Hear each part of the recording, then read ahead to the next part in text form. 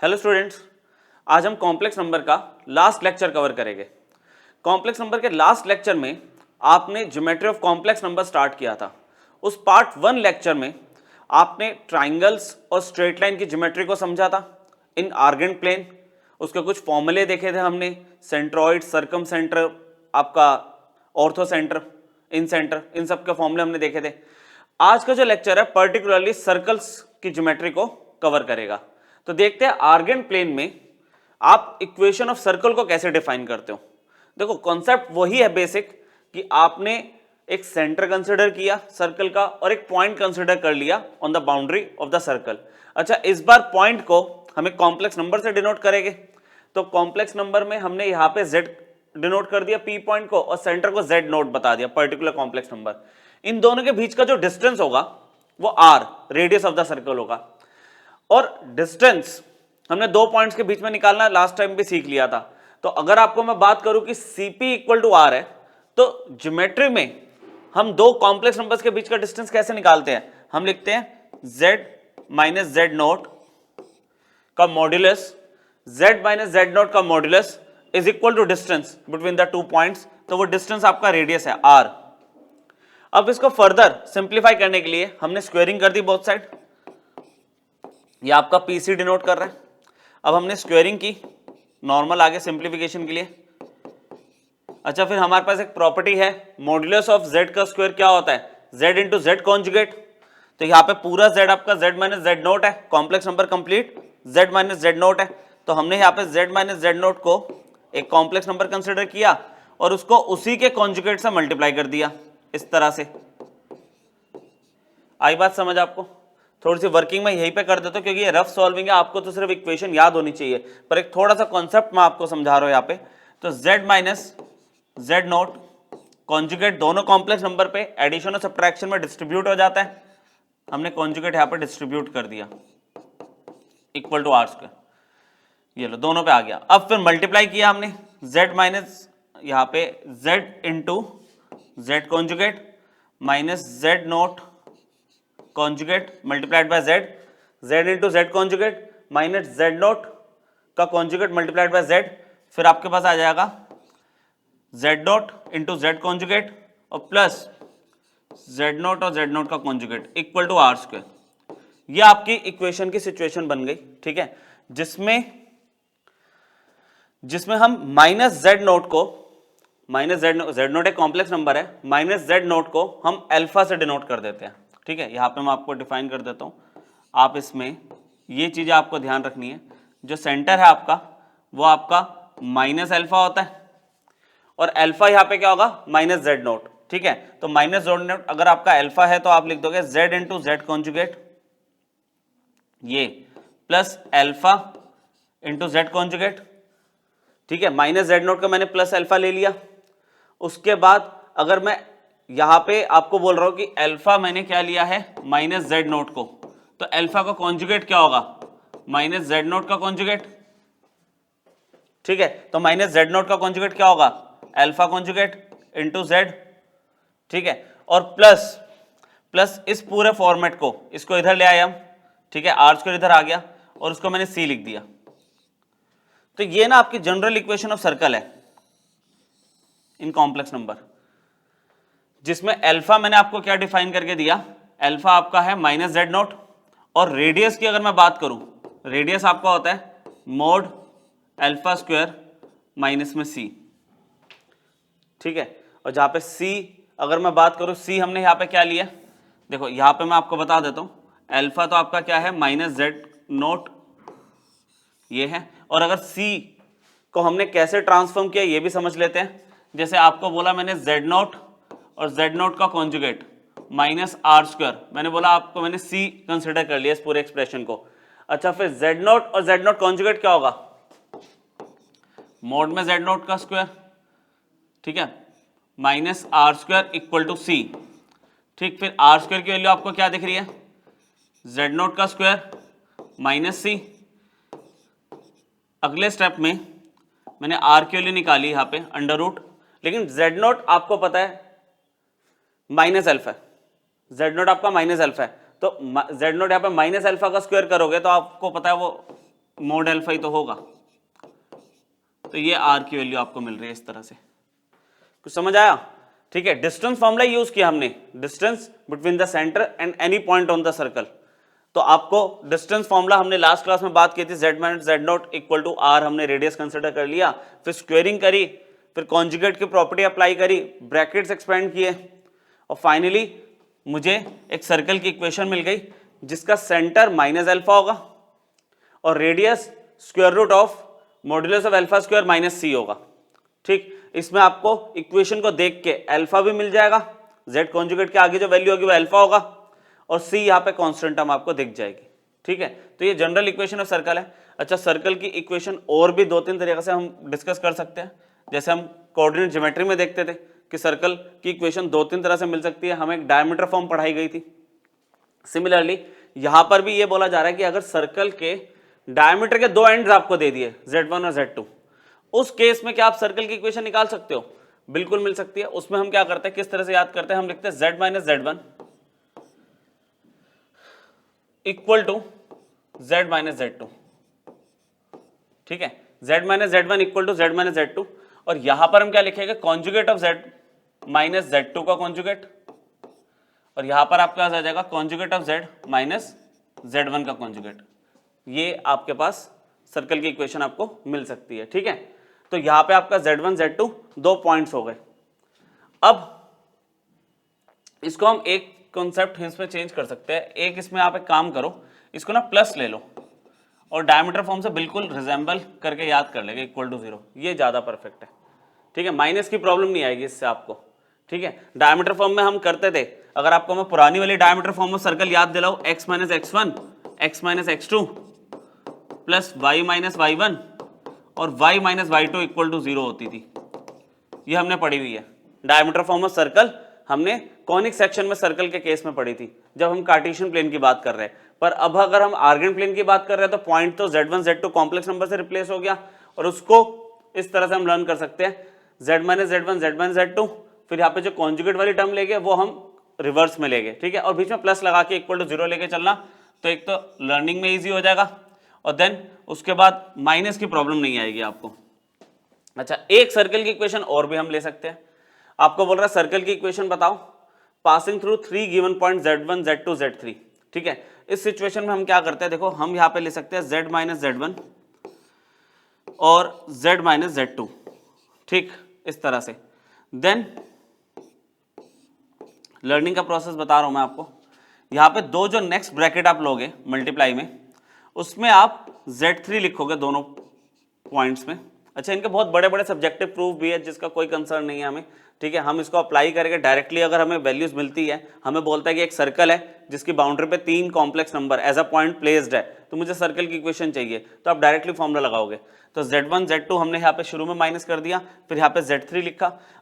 इधर यहाँ पे डिनोमिनेटर में z2 है तो आप इसे न्यूमरेटर में लिखोगे, इधर न्यूमरेटर में z1 है तो इसे आप डिनोमिनेटर में लिखोगे। इस तरह से आप इसको लर्न कर सकते हो, और सेम इक्वल टू में इनके कॉन्जुगेट्स लिख दोगे, z conjugate minus z1 conjugate, z3 conjugate minus z2 conjugate divided by z conjugate minus z2 conjugate, और यहां पर z3 conjugate minus z1 conjugate. Clear? तो ये सर्कल की इक्वेशन आप ले सकते हो पासिंग थ्रू 3 गिवन पॉइंट्स। ठीक है, और वो तीनों पॉइंट सर्कल की बाउंड्री पे है। चलो आगे देखते हैं। अब 3 पॉइंट देखो, शुरू कहां से किया हमने, सर्कल का सेंटर और any point on the circle लिया, रेडियस दिया था, उसके बीच में दोनों के बीच का डिस्टेंस, हमने सर्कल की जनरल इक्वेशन निकाली। फिर 2 एंड पॉइंट मिल गए मुझे डायमीटर के, तो सर्कल की इक्वेशन निकालनी सीख ली। 3 पॉइंट मिल गए सर्कल की बाउंड्री पे, तो मिल गई सर्कल की इक्वेशन। अब कह रहा है कि अगर 4 पॉइंट्स कॉन्साइक्लिक है, मतलब ये चारों points on the circle, on the boundary of circle lie कर रहे हैं, तो क्या कंडीशन होगी। तो उस सिचुएशन में हमारे पास क्या होता है, हम यहाँ पे देखो किस तरह से लेते हैं, z1 में पहले आप z3 और z1 में z4 माइनस करोगे, और नेक्स्ट फिर z2 में z4 और z3, मतलब रिवर्स में चलता है। देखो जो न्यूमरेटर में है वो डिनोमिनेटर में आ जाएगा, डिनोमिनेटर वाला न्यूमरेटर में आ जाएगा। एक बार z1 में से माइनस किया, एक बार z2 से माइनस किया। अगर इस एक्सप्रेशन का आंसर प्योरली रियल आ जाए, प्योरली रियल, तो हम बोलते हैं इसमें कि ये चारों पॉइंट कॉन्साइक्लिक है। ये एक्सप्रेशन की सॉल्विंग नो डाउट टाइम लगता है, लेकिन अगर ये ऑप्शन में हमें दिया हुआ है तो उस सिचुएशन में हम चेक कर लेते हैं कि इसका आंसर अगर प्योरली रियल आ गया तो चारों पॉइंट सर्कल की बाउंड्री पे लाई करेंगे और चारों पॉइंट कॉन्साइक्लिक हो गए। ठीक है, तो ये थ्योरी थोड़ा सा मतलब इसका थ्योरी का पार्ट था। तो आगे देखते हैं इनकी एप्लीकेशन क्या है। ये देखो, जैसे एक बहुत बेसिक से एक क्वेश्चन हमने कंसिडर कर लिया इसी पे बेस्ड। कई बार डायरेक्ट क्वेश्चन आया हुआ आपका, ये centre and radius of circle बताना है, मुझे इक्वेशन दी हुई है, बता ही दिया आपको कि सर्कल की इक्वेशन है। तो आपको सर्कल की जनरल इक्वेशन अभी क्या याद करवाई थी, z into Z conjugate plus alpha conjugate z plus alpha into Z conjugate plus c equal to 0। ये सर्कल की इक्वेशन है, ये सर्कल की इक्वेशन है। अगर मैं कंपेयर करूं तो अल्फा तो मुझे कितना मिल गया 1 प्लस आयोटा, अच्छा मुझे c कितना मिल गया -1। बहुत ही क्लियरली उसमें हमने सीखा था फर्स्ट पेज पे कि सेंटर क्या होगा माइनस अल्फा, कोई वर्किंग है ही नहीं इसमें। तो -1 प्लस आयोटा, अल्फा की वैल्यू 1 प्लस आयोटा है, तो -1 plus iota is the centre of given circle. फिर बात कर रहे हैं रेडियस की, तो रेडियस का फॉर्मूला हमने क्या देखा था, under root of mod alpha का स्क्वायर माइनस में c। अब एक काम करते हैं, मॉड अल्फा निकाल लेते हैं बस। मॉड अल्फा का मतलब क्या हुआ, modulus of alpha. Modulus of alpha क्या होगा, under root a square plus b square, that means 1 square plus 1 square, तो ये वैल्यू आ गई √2, ये मॉड अल्फा आ गया। ठीक है, तो मॉड अल्फा का स्क्वायर कितना हो गया आपका 2 हो गया। तो फाइनली रेडियस क्या होगा, मॉड अल्फा स्क्वायर माइनस में c, मतलब ये वैल्यू 2 माइनस c की वैल्यू कितनी है -1, तो ये आ गया √3। रेडियस मिल गया, सेंटर मिल गया, सिंपल एप्लीकेशन है इसकी। ठीक है, आगे कुछ और अच्छे क्वेश्चंस भी है, देखते हैं। ये क्लियर हो गया ना, फॉर्म याद रखनी है आपको। अच्छा, जो बड़े क्वेश्चंस हो गए उनमें वो वाला डायमीटर फॉर्म लग जाएगा, क्योंकि उनमें सॉल्विंग ज्यादा है। डायरेक्ट क्वेश्चन आपके जनरल इक्वेशन पे बनते हैं। नेक्स्ट, ठीक है, ये थोड़ा बेटर क्वेश्चन है आपका। इसमें कह रहा है R1 and R2 are distances of the points on the curve. ठीक है, which are at maximum and minimum distance from the origin. तो आपको R1 प्लस R2 की वैल्यू बतानी है, मतलब आपको एक कर्व गिवन है। ठीक है, ये पर्टिकुलरली कोई सर्कल हम बोल नहीं सकते इनिशियली इसको देख के, क्योंकि जनरल फॉर्म से तो मैच नहीं हो रहा है। ठीक है, बीच का पार्ट हमें नहीं पता क्या देके जाएगा। इनिशियल चाहे दिख रहा है मुझे z इंटू जेड कॉन्जुगेट, आपका सर्कल का इनिशियल पार्ट मैच हो रहा है, लेकिन आगे वाला अभी डिसाइडेड नहीं है क्या होगा। तो एक कर्व बोल दिया उसने, कह रहा है कर्व के ऊपर 2 पॉइंट है। ठीक है, उन दोनों पॉइंट का ओरिजिन से जो डिस्टेंस है, मैक्सिमम डिस्टेंस आप लेके चलो R1 है, मिनिमम डिस्टेंस R2 है। ठीक है, चाहे एक ही पॉइंट देख लो, ओरिजिन से मैक्सिमम और मिनिमम डिस्टेंस हमने ले लिया उस कर्व पे, और आपको R1 प्लस R2 की वैल्यू बतानी है। तो जब तक आप कर्व की इक्वेशन को सिंप्लीफाई नहीं करोगे, आप जज नहीं कर सकते कि ये किस फॉर्मेट का है और आपको कैसे प्रोसीड करना है। देखते हैं, पहले सिंप्लीफाई कर लेते हैं। हमने वही किया जैसे z को हम हमेशा से x प्लस आयोटा वाई लेते आ रहे हैं। ठीक है, तो हमने z इंटू जेड कॉन्जुगेट की बात की जब, तो मोड ऑफ z का स्क्वायर होता है, क्योंकि first requirement z into Z conjugate की है। तो यहाँ पे क्या आ गया, ये X square plus Y square आ गया। ठीक है ना, अंडर रूट में होता है पर स्क्वायर की वजह से रूट हट गया। देन इसके बाद की रिक्वायरमेंट क्या है मेरे पास, इसके बाद की रिक्वायरमेंट है Z square minus Z conjugate का होल स्क्वायर। इक्वेशन में इसकी रिक्वायरमेंट ये है। फिर z आपके पास है X plus iota Y whole square minus X minus iota Y का होल स्क्वायर।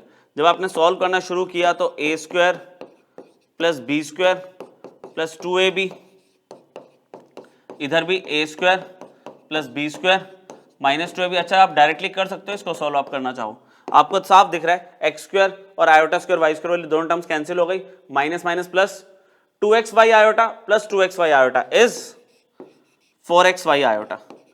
तो इसकी वैल्यू भी आपको मिल गई। अब मैं इक्वेशन को थोड़ा सा सिंप्लीफाई कर लूं, 10 z into Z conjugate minus 3 iota Z square minus Z conjugate का होल स्क्वायर, अच्छा माइनस 16 इक्वल टू 0। यहां पे z इंटू जेड कॉन्जुगेट आप कैलकुलेट कर चुके हो, it is equal to X square plus Y square minus 3 iota, इसकी value अभी अभी कैलकुलेट की हमने minus 4x Y iota minus 16 equal to 0। ठीक है, यहां तक तो अच्छा माइनस नहीं प्लस है ये। ठीक है, ये प्लस है। चलो देख लेते हैं, आगे डील करते हैं इसको। 10x square plus 10y square, यहां पे अब क्या हो गया आपका iota into iota, iota square -1 होता है तो माइनस माइनस प्लस हो गया, और 3 इंटू 4 12, तो ये आ गया आपका 12xy माइनस 16 इक्वल टू 0।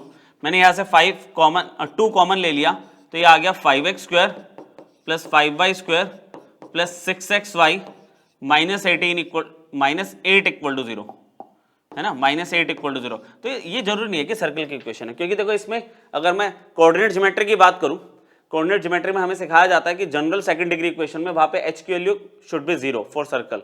मतलब एक इक्वेशन होती है बच्चों, आपको हल्का सा एक इंट्रो दे देता हूं इस टॉपिक का। इस तरह की एक इक्वेशन होती है, इसे हम बोलते हैं जनरल सेकंड डिग्री इक्वेशन। तो इसकी बहुत बेसिक सी कंडीशन है, वो ये कंडीशन है कि for circle a and b should be equal, वो यहाँ पे है, और h शुड बी 0, तो वो तो नहीं है। अच्छा, इससे पहले एक डेल्टा डिटर्मिनेंट में निकालना पड़ता है, वो चलो आप बाद में सीखोगे, लेकिन एट प्रेजेंट मुझे साफ दिख रहा है h 0 नहीं है, तो सर्कल में भी ना हो। ठीक है, चलो कोई भी कर्व हो तो उसके ऊपर पॉइंट की बात की है, तो एक पॉइंट को अगर मैं कंसिडर करूं जिसमें खासकर मैक्सिमम और मिनिमम की बात कर रहा है, मैं उसको r cos थीटा और r sin थीटा ले रहा हूं। कॉम्प्लेक्स नंबर में सीखा था ना हमने कि कोई भी पॉइंट किसी भी कॉनिक पे अगर है हमारे पास, तो ठीक है, हम इसको r cos theta r sin theta से लेके चल रहे हैं। मतलब पर्टिकुलरली जो हम सर्कल का फॉर्मेट पढ़ते आ रहे हैं वो ट्राई करके देख रहे हैं इसमें आगे जाके क्या होगा।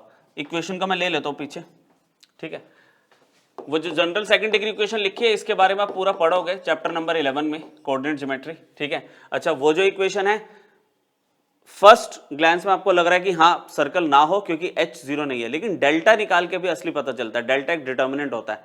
तो ठीक है, वो हमें इतना क्रॉस चेक करने की अभी नीड नहीं है, अभी हम इसको वैसे ही मैक्सिमम मिनिमम वैल्यू निकालने की कोशिश करते हैं पॉइंट कंसिडर करके।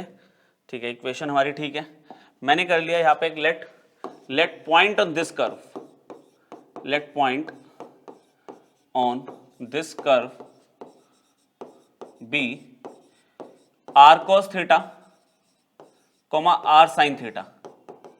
ठीक है, मैंने एक पॉइंट कंसिडर कर लिया। अब x की जगह r cos थीटा रखा जा रहा है, 5 r square cos square theta.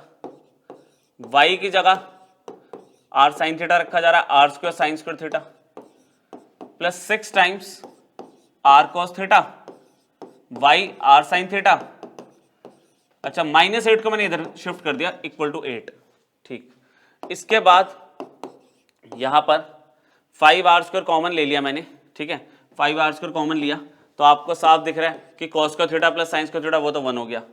यहां पर मैंने 3 को और r स्क्वायर को साइड में रखा, 3 के साथ r स्क्वायर को साइड में रखा, 2 sin थीटा cos थीटा बचा जो कि sin 2 थीटा के ट्रिको के फॉर्मूले में कन्वर्ट हो गई बात, ये 8 आ गया।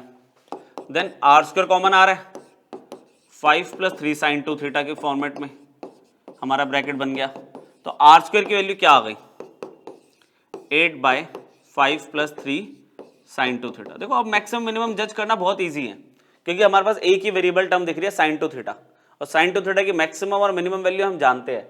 ठीक है, r यहाँ पे क्या हो गया, एक तरह से देखो एक क्वाड्रेटिक सॉर्ट ऑफ बनी, तो r की जो दो वैल्यूज आएगी उससे मुझे r1 r2 मिल जाएगा। तो यहाँ पर हम क्या कर रहे हैं, अब इसकी मैक्सिमम मिनिमम वैल्यू कैसे डिसाइड करेंगे, आपको बताइए sin 2 थीटा फ्रैक्शन में है, तो अगर मैं sin 2 थीटा की मिनिमम वैल्यू लेता हूं which is equal to -1, sin 2 theta की अगर मैं मिनिमम वैल्यू लेता हूं -1, तो मेरे को r स्क्वायर क्या मिल रहा है, 5 - 3, ये मुझे मैक्सिमम मिल जाएगा 4। अगर मैं sin 2 थीटा की मिनिमम वैल्यू ले रहा हूं तो मुझे r स्क्वायर की मैक्सिमम वैल्यू मिल जाएगी। दूसरा, अगर मैं sin 2 थीटा की मैक्सिमम वैल्यू ले लूंगा तो r स्क्वायर की मिनिमम वैल्यू मिल जाएगी +1। तो इसका मतलब r स्क्वायर की वैल्यू जो है वो 1 और 4 के बीच में है। अब इसमें जब स्क्वायर है तो आपको वो ये कि आप इनइक्वालिटी का कॉन्सेप्ट लगाते हो, लेकिन ठीक है, यहाँ पे मैं ना एक डायरेक्ट कॉन्सेप्ट आपको दे रहा हूँ, आप इसको ऐसे लिख सकते हो 1 less than equal to mod r less than equal to 2। मतलब मैंने स्क्वायर रूट करा लेकिन r की वैल्यू को मैंने mod r रख दिया। अच्छा, mod r क्यों रखा, r तो नेगेटिव भी हो सकता है पॉजिटिव भी हो सकता है। सिचुएशन ये है कि ये डिस्टेंस है ना, तो डिस्टेंस नेगेटिव होगा नहीं, तो मैंने इसमें मोड वाला कॉन्सेप्ट लगा दिया। ठीक है, अदरवाइज अगर ये कोई और वेरिएबल होता जिसकी वैल्यू पॉजिटिव नेगेटिव कुछ भी आ सकती है, ठीक है, कि मान लो कोई x होता, x की वैल्यू आपकी पॉजिटिव नेगेटिव कुछ भी ले सकते हो, डिस्टेंस ना होता, तो उसमें फिर आपको पूरा ऐसे करके दिखाना पड़ता कि 1 is greater than equal to r square, मतलब इनइक्वालिटी पूरी लेनी पड़ती, r square minus 1 is greater than equal to 0, और फिर आपको नंबर लाइन पे वेवी कर्व मेथड से देखना पड़ता। अभी की सिचुएशन में आपके पास 1 और 2 के बीच में आ गया mod r, तो इसका मतलब mod r की मिनिमम वैल्यू कितनी है, मिनिमम वैल्यू कितनी है, वो आपका 1 हो गया, तो उसको हमने क्या बोला, r1 ले लिया। ठीक है, अब वो देख लेना रिस्पेक्टिवली क्या लिखा हुआ है कि मान लो मिनिमम वैल्यू आपके पास आपने निकाली, उसको R1 ले लिया, और R की जो मैक्सिमम वैल्यू है वो आपके पास 2 आ गई, उसको आपने R2 ले लिया। तो R1 प्लस R2 आपसे पूछ रहा है, तो दैट इज इक्वल टू 1 + 2 3 आ रहा है इसका आंसर। ठीक है, समझ आया आपको? तो इसमें कई बार ऐसा नहीं कि देखते ही आप सर्कल की इक्वेशन पे काम करने लगोगे। सर पहले आपने सिंप्लीफाई करा, जो बिल्कुल एग्जैक्टली मैच हो रहा था उसमें तो आप सर्कल की इक्वेशन लगा ही दोगे, अदरवाइज आप ऐसे पॉइंट भी ले सकते हो। ठीक है, और उसके बाद अपने आप ही वो फॉर्मेट आपका ट्रिग्नोमेट्री का मैक्सिमम मिनिमम वैल्यू अगर पूछ रहा तो आपको दे देगा। ठीक, थोड़े और क्वेश्चन भी है इसमें सर्कल के, देखते हैं। जैसे ये बोल दिया कॉम्प्लेक्स नंबर है, ठीक है, z lies on the curve, ये कर्व पे आपका z लाई कर रहा है, और लोकस पूछा है इसका। अच्छा, लोकस मतलब वही आपसे पूछता, लोकस का मतलब क्या होता है कि एक पॉइंट अगर मूव करना स्टार्ट करेगा तो वो क्या ट्रेस करेगा, कौन सा कर्व ट्रेस करेगा, वो एक लाइन बनाएगा, सर्कल बनाएगा, रेक्टेंगल बनाएगा, वो हमें ज्योमेट्रिकली बताना होता है लोकस का मतलब। ठीक है, लोकस का मतलब simply path traced by the point या मूविंग पॉइंट। अब देखो जो कंडीशन गिवन है वो तो बहुत सिंपल सी कंडीशन गिवन है कि z minus 1 + iota equal to 1। तो इसमें तो मैं सिंपली ना ऐसे ये माइनस को बस लिख के छोड़ दिया। अभी इसको हम क्या करेंगे, हमें तो मेन इसका लोकस बताना, तो इस पर वर्किंग करनी शुरू करते हैं। जो गिवन कंडीशन है देखते हैं आगे किस तरह से यूज हो सकती है। माइनस को हमने अंदर शिफ्ट किया, ये वैल्यू मिल गई। अब हमने इसको कंसिडर किया w को, तो w यहाँ पे हमारे पास क्या है, z + आयोटा अपॉन 1 - आयोटा। ठीक है, हमने क्या किया, इसमें 1 - आयोटा को ऊपर ट्रांसफर कर दिया, और देन आयोटा को भी इधर ट्रांसफर कर दिया। एक अप्रोच लेके चल रहे हैं हम इसमें, वो अप्रोच ये है कि जो गिवन कंडीशन है उसको यूज तो करना है। अब देखो ये अलग से z तो मिल गया, अब z के साथ +1 - आयोटा है, अगर वो मिल जाए तो मैं इसको यूज कर पाऊंगा। तो मैंने इसमें क्या किया, LHS RHS में दोनों साइड +1 - आयोटा इधर भी और +1 - आयोटा इधर भी कर दिया, और दोनों साइड फिर मॉडुलस भी अप्लाई कर दिया। इसको थोड़ा सा सिंप्लीफाई किया, w1 - आयोटा, यहाँ पे आ रहा 1 - 2 आयोटा। ठीक है, 1 माइनस में 2 आयोटा, यहाँ पे पूरा मोड भी अप्लाई कर दिया, ये ब्रैकेट लगे हुए हैं, और ये बन गया z + 1 - आयोटा पूरा मोड, और फाइनली इसकी वैल्यू तो 1 है ना, इसकी वैल्यू तो 1 है। तो यहाँ पे क्या सिचुएशन बैठी कि mode w 1 - iota plus 1 - 2 iota, इसकी वैल्यू तो 1 आ गई। अब w निकालना है जिसके साथ दो कॉम्प्लेक्स नंबर मल्टीप्लिकेशन में दिख रहे हैं, इसको हम कर सकते हैं सिंप्लीफाई। कैसे कि आपको प्योरली w का लोकस बताना है, तो जो इसके आगे का कॉम्प्लेक्स नंबर है इसको मैंने कॉमन ले लिया इस तरह से। ये देखो 1 - आयोटा मैंने कॉमन अगर लिया तो ये बना w प्लस 1 में 2 आयोटा अपॉन 1 - आयोटा, और ये पूरा मोड तो अभी भी लगा हुआ है ना इस पे। अच्छा, आपको पता होना चाहिए कि z1 z2 पे अगर मॉडुलस होता है तो मॉडुलस सिंपली डिस्ट्रीब्यूट हो जाता है, ये पढ़ा हुआ है हमने। ठीक है, ये प्रॉपर्टी हमने यहाँ पे पढ़ी हुई है, तो वो अब हम इसको अप्लाई करेंगे। नेक्स्ट पेज पे लेके जाता हूँ मैं इसको, ये देखो, तो यहाँ पे 1 - आयोटा का मॉडुलस अप्लाई हो गया, और यहाँ पे आ गया w plus 1 - 2 iota upon 1 - iota equal to 1। अच्छा, इसका मॉडुलस अप्लाई करते हो तो वैल्यू क्या आ रही है, √2, ये तो आप कर लोगे है ना, √1² प्लस -1 का स्क्वायर, यह आ गया। अच्छा, इसको सिंप्लीफाई करना पड़ेगा, इसको सिंप्लीफाई करना पड़ेगा, तो इसको रफ में सिंप्लीफाई कर लेते हैं। 1 - 2 आयोटा 1 - आयोटा, यहाँ पे हमने रेशनलाइज कर दिया, तो ऊपर आ गया 1 plus iota -2 iota -2 iota square upon 1 - iota square. ठीक है, सिंप्लीफाई आप कर ही लोगे, तो ये हो गया आपका +2 3 - आयोटा अपॉन में 2 आ गया। सिंप्लीफाई करके आपको ये वैल्यू मिल गई 3 - आयोटा अपॉन में 2, मॉडुलस इक्वल टू 1। अच्छा, फिर √2 उधर चला गया, तो mod of w plus 3/2 minus iota by 2 equal to 1/√2। ठीक चल रहा है ये। फाइनल स्टेप मैंने माइनस कॉमन लिया इसमें से, -3/2 प्लस 1/2 आयोटा इक्वल टू 1/√2। और अब मैं आपको एक चीज और ऐड ऑन कर रहा हूं इसमें कि mod z minus a equal to r, equation of circle है।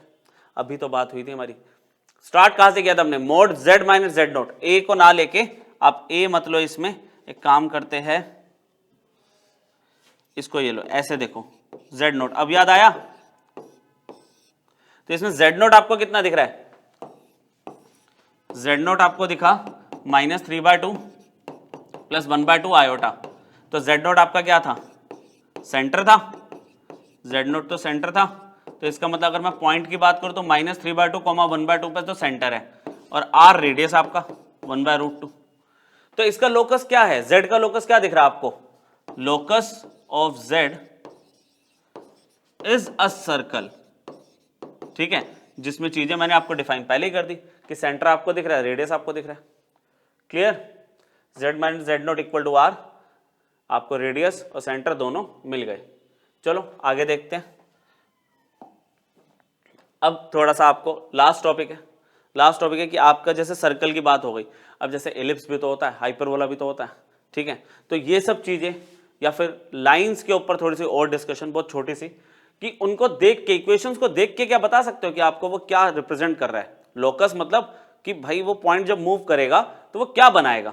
जैसे कि मैंने यहाँ पे आर्गेंट प्लेन के अंदर कुछ केसेस लिए कि locus of Z satisfying this equation. अब क्या होता है, z1 z2 दो पॉइंट है, सुनना ध्यान से कि z1 और z2 तो दो पॉइंट है, ठीक है, और z एक कॉम्प्लेक्स नंबर हो गया। अब वो जो मूव कर रहा है तो उसका z1 का z से डिस्टेंस और z2 का z से डिस्टेंस इक्वल आ रहा है, ठीक है, और ये मूव कर रहा है बिल्कुल स्ट्रेट लाइन पे। तो ये क्या हुआ, एक परपेंडिकुलर बाइसेक्टर हो गया। कभी भी आपको z minus z1 equal to mod z minus z2 दिखेगा तो आप बोल सकते हो कि इसका z जो मूव करेगा ये कहां मूव करेगा, ये मूव करेगा परपेंडिकुलर बाइसेक्टर पे। किसका perpendicular bisector, of the line segment joining z1 and z2, ठीक है, समझ आया। अच्छा, फिर इसी तरह से जैसे इक्वालिटी में परपेंडिकुलर बाइसेक्टर हो गया। अब ये कह रहा है locus of z satisfying z minus z1 का mod plus z minus z2 equal to में, अगर इन दोनों कॉम्प्लेक्स नंबर के डिफरेंस के मोड के इक्वल है, z माइनस z1 का मोड और z माइनस z2 का मोड इक्वल टू क्या आ गया, z1 z2 के डिफरेंस के मॉडुलस के इक्वल अगर आ गया तो ये भी एक स्ट्रेट लाइन रिप्रेजेंट कर रहा है। वो तो परपेंडिकुलर बाइसेक्टर था, ये स्ट्रेट लाइन रिप्रेजेंट कर रहा है। कैसी straight line, joining z1 and z2, मतलब ये z1 और z2 के ऊपर एक पॉइंट है z, ये यहां पे ऐसे मूव कर रहा है। समझ आई बात कि z minus z1 plus z minus z2 किसके इक्वल हुआ, z1 माइनस z2 के इक्वल हुआ, ठीक है। कोलिनियर की कंडीशन भी हो गई एक तरह से कि ये स्ट्रेट लाइन है, z का लोकस एक स्ट्रेट लाइन रिप्रेजेंट कर रहा है ज्वाइनिंग z1 एंड z2। ये सेम कंडीशन, बिल्कुल सेम कंडीशन, बस बीच में माइनस आ गया, आप लॉजिक लगाओ ना, याद करो ना, ऐसे करते नहीं थे हम, AP plus BP equal to AB, straight line की कंडीशन है, कोलिनियर की कंडीशन है। अभी क्या हुआ देखना जरा ध्यान से, ABP, अब AP में से अगर मैं BP माइनस करता हूं तो AB मिल रहा है। तो ये है, तो ये भी एक स्ट्रेट लाइन की कंडीशन, लेकिन इसमें जो Z है, जो आपका Z है वो AB के ऊपर लाई कर रहा है, लेकिन बिटवीन नहीं है, बाहर है, एक्सटर्नल पॉइंट है, ठीक है। ये भी एक स्ट्रेट लाइन रिप्रेजेंट कर रहा है जब बीच में माइनस आ गया, लेकिन इसमें तो Z जैसे बीच में था ज्वाइनिंग Z1 एंड Z2, इसमें जो Z होगा आपका वो Z1 Z2 की जो लाइन सेगमेंट है उससे बाहर होगा, तभी डिफरेंस आपका इक्वल आ रहा ना। तो ये हमारे मतलब कोऑर्डिनेट ज्योमेट्री के बेसिक कॉन्सेप्ट है, लेकिन हाँ कॉम्प्लेक्स नंबर में इस तरह से अप्लाई होगा, ठीक है। Z इन्वॉल्व हो जाएगा पॉइंट छोड़ के, डिस्टेंस फॉर्मूला नहीं निकालेंगे हम डायरेक्टली, ये सब लेके चलते हैं, ठीक है। आर्ग्यूमेंट हम पढ़ चुके हैं, हमें दो पॉइंट दिए हुए Z1 and Z2, Z1 and Z2, Z minus Z1 निकाला, Z माइनस Z2 निकाला, दोनों का रेशो लिया और उसका आर्ग्यूमेंट निकाला, उसका थीटा निकाला, ठीक है, वही tan अल्फा वाले कॉन्सेप्ट से। अगर मान लो वो वैल्यू 0 आ गई या पाई आ गई तो इसका मतलब Z1 Z2 on the same line, ठीक है, सेम लाइन है। तो ये भी क्या हुआ, अगर आप आर्ग्यूमेंट से भी जज कर सकते हो, हल्के एग्जाम्स में तो डायरेक्ट ये दे के पूछ लेता है क्या रिप्रेजेंट कर रहा है Z का लोकस, ठीक है। और जो मतलब अच्छे हमारे मेंस का एग्जाम है या बिट सेट का एग्जाम हो गया तो उसमें आपको क्या है कि आपको सॉल्व करना पड़ेगा पूरा, आप आर्ग्यूमेंट निकालोगे, चेक करोगे, 0 और पाई आ गया तो आपका ये स्ट्रेट लाइन है। अच्छा, अगर पाई बाय 2 आ गया तो वह सर्कल होता है, ठीक, अभी जैसे सर्कल की मैं दो कंडीशन और दे देता हूं आपको, जैसे z minus Z one upon Z minus Z two की वैल्यू चल रही है, अब इक्वल टू k आ गया, मॉडुलस इसका मोड सॉल्व करके k आ गया। अब k शुड बी पॉजिटिव, लेकिन वो k के लिए 1 नहीं हो सकती, उसके अलावा कुछ भी हो, पॉजिटिव होनी चाहिए, 1 नहीं होगी, क्योंकि अगर 1 हो गई तो ये इधर चला जाएगा, तो ये परपेंडिकुलर बाइसेक्टर बन जाएगा of the line segment joining z1 and z2। k है, पॉजिटिव है बट नॉट इक्वल टू 1, तो ये क्या रिप्रेजेंट कर रहा है, सर्कल रिप्रेजेंट कर रहा है। ये सारे पॉइंट्स आपको याद होने चाहिए, ठीक है। एक सर्कल की लास्ट कंडीशन है, locus of z satisfying z minus z1 का स्क्वायर z माइनस z2 का स्क्वायर इक्वल टू k, ठीक है, इज अ सर्कल, लेकिन k की वैल्यू की एक कंडीशन है, वो आपको मैंने लिख दी पहले से कि k is greater than equal to half z1 minus z2 का स्क्वायर, ठीक है। ये फॉर्मेट भी आपका सर्कल हो सकता है, पर k को आप चेक कर लेना कि जो k मान लो यहाँ पे 2 दिया है, 4 दिया है, कुछ भी दिया है, ये वाली वैल्यू आपकी z1 माइनस z2 का, ठीक है, z1 माइनस z2 का एक्सप्रेशन का मोड निकाला, स्क्वायर किया, हाफ किया, ये वाली वैल्यू या तो इक्वल होगी या ज्यादा होगी, तो हम बोलेंगे ये गिवन इक्वेशन सर्कल की है, ठीक। लोकस के 2 पॉइंट और है, फिर बहुत ही छोटे छोटे 2-3 क्वेश्चन। हमें देखो फिर से एक एक्सप्रेशन दे दिया, mod z minus z1 mod z minus z2 equal to में, अगर मोड z1 माइनस z2 के इक्वल था तो मैंने आपको कहा था स्ट्रेट लाइन है, लेकिन अगर इक्वल टू में कोई वैल्यू दी है और वो वैल्यू 2a, जो मैं एक्सप्रेशन ले रहा हूं, बुक्स में अलग अलग एक्सप्रेशन हो सकता है, 2a जो वैल्यू दी है वो हमारी z1 माइनस z2 के मोड की वैल्यू से ज्यादा है, उस सिचुएशन में मैं इसके लोकस को एलिप्स बोलता हूं, एलिप्स। और एलिप्स में, एलिप्स आप पढ़ोगे आगे, z1 और z2, एलिप्स के ये 2 फोकस है, ठीक है, ये 2 फोकस है। कंडीशन यहाँ पे जो a है it should belongs to positive real number, यहाँ पे ये वैल्यू फिर से वही नेगेटिव नहीं होगी, पॉजिटिव वैल्यू होगी, और वो positive value z1 minus z2 के मोड की वैल्यू से ज्यादा होनी चाहिए, तो वो इलिप्स होगा। और यही पॉजिटिव वैल्यू, ये जो पॉजिटिव वैल्यू, अगर मैं इनका डिफरेंस लेके चलता हूं, अभी इक्वेशन में पता चल जाएगा, प्लस है तो आप इलिप्स चेक कर रहे हो, माइनस है तो आप देख रहे हो कि अब जो 2a की वैल्यू आई, वो 2a की वैल्यू अगर लेस देन है z1 माइनस z2 से, तो उस सिचुएशन में हाइपरबोला है, बस इतना ही है लोकस, तो ये हाइपरबोला है, उसमें z1 और z2 फिर से फोकाई आ गए, और a आपका r पॉजिटिव को बिलोंग कर रहा है। 2-3 क्वेश्चन देख लो इसके, बहुत सिंपल से क्वेश्चन है। जैसे ये इक्वेशन दे दी, कह रहा है लोकस आइडेंटिफाई करो, अब इनिशियली नहीं पता चल पा रहा, ठीक है, इनिशियली पता नहीं चल पा रहा, तो इसको सॉल्व करेंगे, किसी इक्वेशन से डायरेक्टली मैच नहीं हो रहा, इतना सारा हमने पढ़ा, तो फटाफट से आप क्या करोगे, z की वैल्यू को आप x प्लस आयोटा वाई रख दोगे। देख लेते हैं, लोकस अगर हमें ना समझ आए तो आप इसको इस तरह से सिंप्लीफाई कर सकते हो, 2 into X plus iota Y minus 1 का mod, 2 into X plus iota Y minus 4, 2x plus 2y iota minus 1, यहाँ पर ट्वाइस लगा हुआ है, इसमें मैंने x माइनस 4 को एक साथ लिख दिया, प्लस आयोटा y अलग कर दिया। अच्छा, इसमें भी सेम वर्किंग करते हुए 2x माइनस 1 को एक साथ, प्लस 2y आयोटा अलग, ये मोड लगा हुआ है, अभी मोड अप्लाई करेंगे हम, x minus 4 plus iota y। अब मॉडुलस का मतलब क्या होता है, आपको पता है, अंडर रूट ए स्क्वायर प्लस बी स्क्वायर। अच्छा, 2 यहां पे लगा हुआ है, अंडर रूट ए स्क्वायर प्लस बी स्क्वायर, ठीक है। अब रूट आ गया दोनों साइड, स्क्वेयरिंग कर दी हमने, ठीक है, हमने स्क्वेयरिंग कर दी, तो यहां से रूट हट गया, 2x माइनस 1 का स्क्वायर प्लस 2y स्क्वायर, यहां पर 2 का स्क्वायर 4 हो गया, यहां से रूट हट गया x माइनस 4 का स्क्वायर प्लस y स्क्वायर। कर लेते हैं सिंप्लीफाई, सिंप्लीफिकेशन ही तो है, यह आ गया 4x स्क्वायर प्लस 1 माइनस में 4x plus 4y square equal to 4 times, यहाँ पे आएगा X square plus 16 minus 8x plus Y square, ठीक। करो सिंप्लीफाई इसको, 4x square plus 1 minus 4x plus 4y square equal to 4x square plus 64 minus 32x plus 4y square. तो major जो square वाली दोनों टर्म्स है वो तो कैंसिल आउट हो गई, 4x स्क्वायर से 4x स्क्वायर कैंसिल हो गया, 4y स्क्वायर से 4y स्क्वायर कैंसिल हो गया।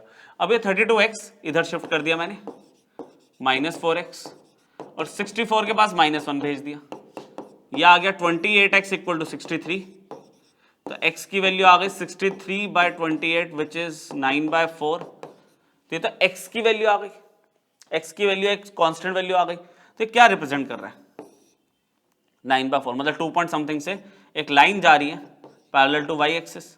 मतलब आप इसमें ये लास्ट में लिख सकते हो कि इसका लोकस है क्या, रियल पार्ट ऑफ z आपका 9/4 है, तो आप z का लोकस क्या बताओगे, it is a straight line parallel to imaginary axis, imaginary axis passing through 9/4, passing through 9/4, straight line है ये पैरेलल टू इमेजिनरी एक्सिस। अच्छा y की वैल्यू आ जाती तो भी एक स्ट्रेट लाइन होती, तो भी एक स्ट्रेट लाइन होती parallel to real axis, simple.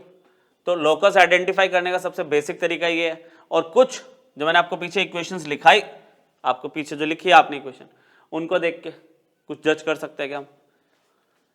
z satisfy the equation, ठीक है, इक्वेशन दे दी, कह रहा है लोकस ऑफ z बताओ। अब 2-3 केस थे, देखते हैं कौन सा हिट होता है इसमें। z + 2 आयोटा इक्वल टू 4, अगर मैं इसको z - 2 आयोटा लिखूं और इसको भी ऐसे लिख दो z - 2 आयोटा इक्वल टू 4, एक इक्वेशन पढ़ी थी हमने, देखना, z - z1 का मोड प्लस z - z2 का मोड, ये z2 है, equal to mod z1 - z2। तो मैंने आपको कहा था एक स्ट्रेट लाइन है ये, करके देखे। z1 आपको कितना दिख रहा है, 2 आयोटा, z2 कितना दिख रहा है, -2 आयोटा, ठीक है। तो फिर मैंने मोड z1 - z2 निकाला, तो वो कितना हो गया, 2 आयोटा -2 आयोटा, ये तो हो गया 4 आयोटा, और अगर सॉल्व करूं तो 0 का स्क्वायर प्लस 4 का स्क्वायर, वैल्यू तो 4 आ गई।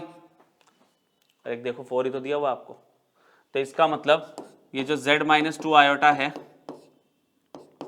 और जो z माइनस ये प्लस वाला 2 आयोटा है, ये क्या है एक्चुअल में, 2 आयोटा माइनस 2 आयोटा के इक्वल 4 दिया हुआ है। मतलब ध्यान से सुनो, z - z1 plus z - z2 equal to mod z1 - z2 के इक्वल आ गया ना, तो क्या हो गया, ये z का लोकस क्या हुआ, straight line, straight line joining z1 which is 0 + 2 iota and z2 which is 0 - 2 iota, ठीक है। 2 पॉइंट्स को ज्वाइन करके मुझे एक स्ट्रेट लाइन मिल गई।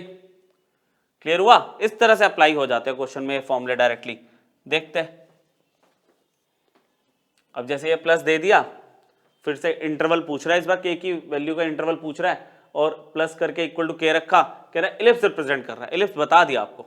तो इलिप्स की इक्वेशन क्या थी, मैंने आपको लिख के दिया था z - z1 का मोड z - z2 का मोड इक्वल टू जो 2a है, वहां पे जो 2a होगा should be greater than mode z1 - z2, ये कंडीशन बताई थी। अच्छा, तो z1 आपको कितना दिख रहा है बच्चों, 3 आयोटा, ये देखो z1 आपका 3 आयोटा दिख रहा है, z2 कितना दिख रहा है, सिर्फ 4। तो आपने मोड z1 - z2 कैलकुलेट कर लिया पहले, वो आ जाएगा 3 आयोटा माइनस में 4। तो इसको सॉल्व करना शुरू किया तो वो हो गया -4 स्क्वायर प्लस 3 स्क्वायर, पता है आपको 25 का रूट दिख रहा है, ये 5 हो गया।